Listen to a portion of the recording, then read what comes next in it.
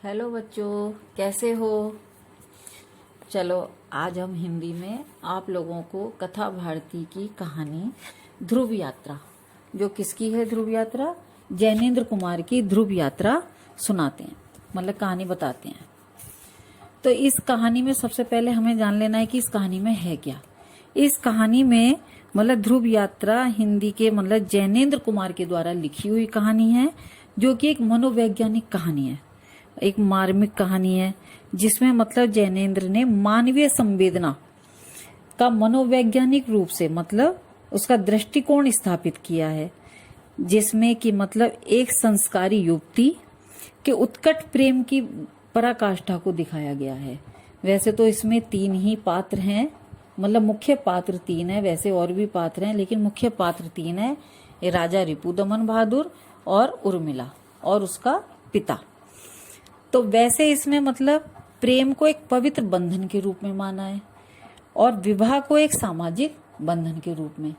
तो इसमें क्या होता है कि उर्मिला और राजा रिपुदमन मतलब विवाह नहीं करते, लेकिन वे अपने अपने लक्ष्य की प्राप्ति के लिए अपने अपने कार्य करते हैं।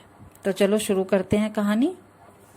कि राजा रिपुदमन बहादुर उत्तरी ध्रुव को जीतकर यूरोप के नगर नगर से बधाइयां लेते हुए हिंदुस्तान आ रहे हैं। मतलब जब ये खबर हुई कि राजा रिपुदमन उत्तरी ध्रुव को उन्होंने जीत लिया है और वे सभी स्थानों से बधाइयां लेते हुए हिंदुस्तान आ गए हैं, तो यह खबर अखबारों ने सबसे पहले मतलब अपने पहले पेज पर सफ़े मतलब पहले पेज पर मोटे अक्षरों में छापी। तो उर्मिला ने खबर पढ़ी और पास पालने में सोते हुए अपने शिशु मतलब अपने पुत्र का चुम्बन लिया, यानी कि उसे प्यार किया। अगले दिन पत्रों ने बताया कि यूरोप के तट एथेंस से हवाई जहाज पर भारत के लिए रवाना होते समय उन्होंने यूरोप के लिए संदेश मांगने पर कहा कि इस अद्भुत की पूजा की आदत छोड़नी चाहिए। उर्मिला ने यह भी पढ़ा कि अब वे बम्बई आ पहुंचे हैं, जहां स्वागत की जोर शोर की तैयारियां हैं, लेकिन उन्हें दिल्ली आना है। नागरिक आग्रह कर रहे हैं कि जब कोई मतलब कहीं से आता है, कोई जीत कर आता है, तो जिस तरह से उसके मतलब स्वागत होते हैं उसी तरह से मतलब उनके भी स्वागत हो रहे थे। और शिष्टमंडल मिल रहा था कि उसकी प्रार्थना सफल हुई तो वह दिल्ली के लिए कल रवाना हो सकेंगे। अखबार के विशेष प्रतिनिधि का अनुमान है कि उनको झुकाना कठिन होगा। वह यद्यपि सबसे सौजन्य मतलब सहजता से सज्जनता से मिलते हैं, पर यह भी स्पष्ट है कि उनको अपने संबंध के प्रदर्शनों में उल्लास नहीं, मतलब वो ये नहीं चाहते थे राजा रिपुदमन जो इस कहानी के नायक हैं कि उनके सभी मतलब उन प्रदर्शन हो, उस पर उल्लास हो। जो संवाददाता ने, जो अखबार के संवाददाता ने लिखा है कि मैं मिला तब उनका चेहरा ऐसा था कि वह यहाँ न हो, जाने कहीं दूर हो। उर्मिला ने पढ़ा, मतलब उर्मिला ने उस अखबार को पढ़ा और पढ़कर अखबार अलग रख दिया। सचमुच राजा रिपुदमन बंबई नहीं ठहर सके। छपते की सूचना है कि आज सवेरे के झुटपुटे में उनका जहाज निर्विघ्न मतलब बिना किसी बाधा के दिल्ली पहुंच गया है। 1 दिन, 2 दिन, 3 दिन उर्मिला रोज अखबार पढ़ती है। इन दिनों वह कहीं बाहर नहीं गई। राजा रिपु को लोग अवकाश नहीं दे रहे थे, अवकाश मतलब उन्हें छुट्टी ही नहीं दे रहे थे। सुना जाता है कि वे दिल्ली छोड़ेंगे, कहाँ जाएंगे इसके कई अनुमान हैं। निश्चय यह है कि जाएंगे किसी कठिन यात्रा पर, मतलब उनका ये था कि वो किसी कठिन यात्रा पर जाएंगे। उर्मिला ने सदा की भांति यह भी पढ़ लिया। चौथे दिन एक बड़ा मोटा सा लिफाफा उसे मिला। उसे किसे मतलब उर्मिला को मिला।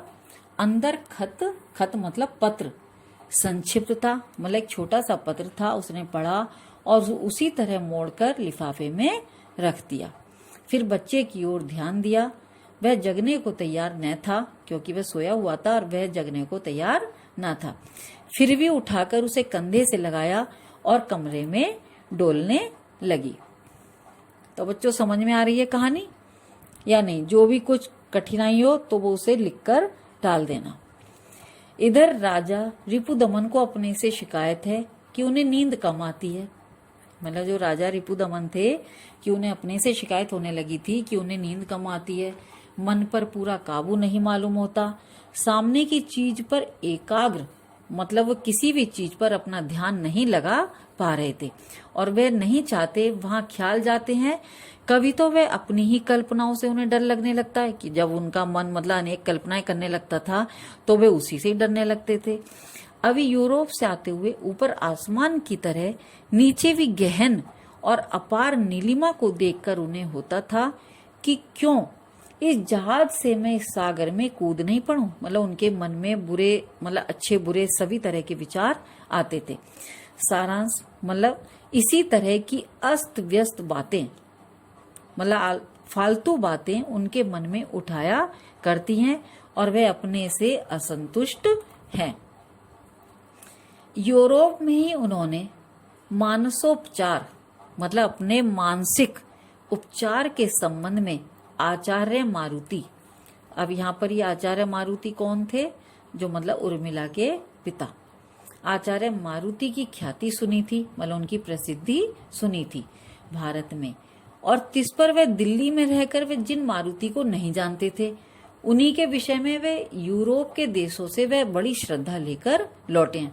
मतलब जो मारुति जो आचार्य मारुति हैं वे दिल्ली में जब रिपुदमन रहते थे तब वे उन मारुति को नहीं जानते थे, लेकिन मारुति यूरोप के देशों में बहुत ही प्रसिद्ध थे जिसके लिए वे मतलब इतनी श्रद्धा लेकर वहां से लौटे। इसलिए अवकाश पाते ही वह उनकी शरण में पहुंचे।